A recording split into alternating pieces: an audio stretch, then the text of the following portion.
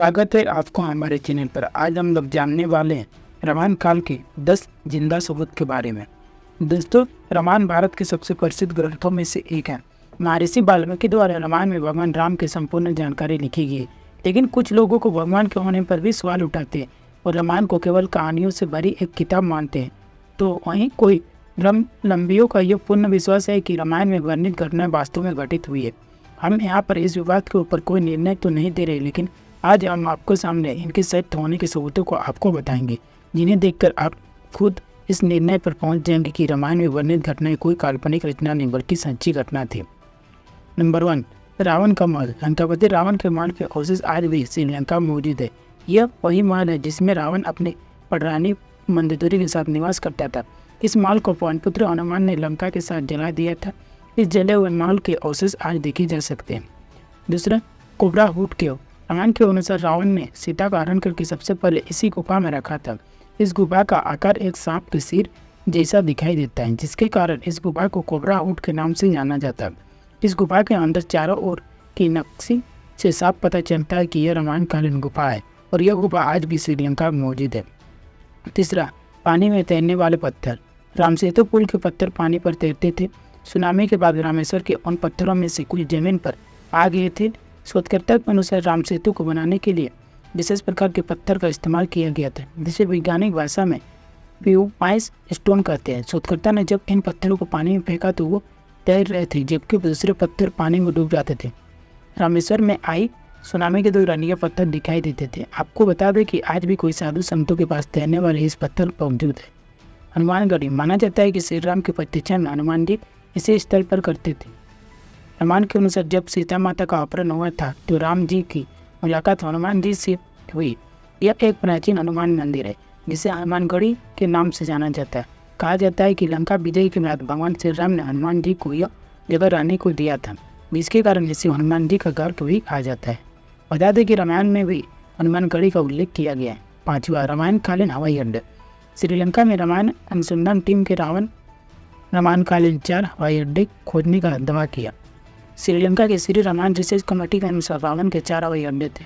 उनके चारों हवाई अड्डे के नाम कुछ इस तरह हैं: उसानगोड़ा, गुरु लोपोता, टोटू, पुलाकंदा और बारी यापुला।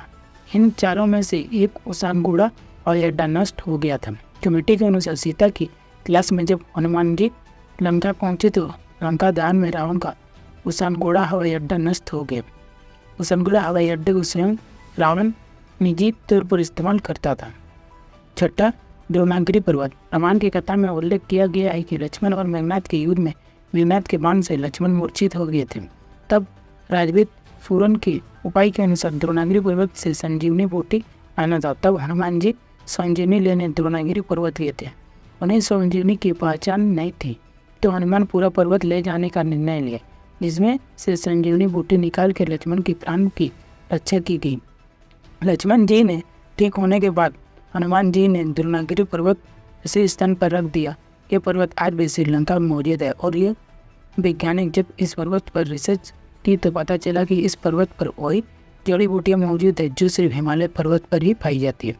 सातवां, लेपाची मंदिर। सीता हरण के बाद रावण माता सीता को जिस मार्ग से ले जा रहा था उस मार्ग पर राम भक्त जटायु ने रावण को रोकने के लिए युद्ध किया, लेकिन रावण ने जटायु के दोनों पंखों को काटकर उन्हें गंभीर रूप से घायल कर दिया, जिसके बाद वो घायल अवस्था में श्री राम के सामने गिरे और उनकी गोद में ही उनके प्राण त्याग दिए। जिस स्थल पर जटायु गिरे वहाँ लेपाची मंदिर का निर्माण किया गया। यह मंदिर आज भी आंध्र प्रदेश में देखा जाता है। आठवां, पंचवटी। दोस्तों, जब राम सीता और लक्ष्मण वनवास के लिए अयोध्या छोड़ कर गए थे तो उन्होंने यहीं पर झोपड़ी बनाकर अपना वनवास पूरा किया था और साथ में यहीं पर लक्ष्मण ने सुर्पनखा का नाम भी काटा था। यह पंचवटी तपोवन आज भी नासिक में स्थित है और यहीं पर सीता गुफा से एक गुफा भी मौजूद है। 9वां, कोनेश्वर मंदिर। जैसा कि आप सभी जानते हैं कि रावण भगवान शिव की पूजा करता था और इसीलिए उसे भगवान शिव के लिए इस मंदिर का निर्माण भी कराया था। आपको बता दें कि यह दुनिया का सबसे एकलौता ऐसा मंदिर है जहाँ भगवान शिव से ज़्यादा उनके भक्त रावण की आकृतियाँ बनी है। बता दें कि इस मंदिर में बनी एक आकृति में रावण के 10 सिरों को दिखाया गया। 10वां, हनुमान जी के पैरों के निशान। हनुमान जी ने जब सीता जी को खोज के लिए समुद्र पार किया था तो उन्होंने विशाल रूप धारण किया था। फिर वो आकाश मार्ग में समुद्र पार करके श्रीलंका पहुंच गए थे। ऐसा कहा जाता है कि जहाँ उन्होंने पहले कदम रखा यहाँ उनके पैरों के निशान बन गई। यह निशान आज भी वहाँ चट्टानों पर मौजूद है। इसके अलावा रावण ने माता सीता का हरण करके उनके पशु वाटिका में बंदी बनाकर रखा था। उसके पास एक झरना भी है। इसी झरने के पास ही हनुमान जी के पैरों के चिन्ह प्राप्त हुए। कार्बन डेटिंग से जांच करने पर इन पद चिन्हों को उम्र लगभग 7000 कोस पूर्व की आकी गई है।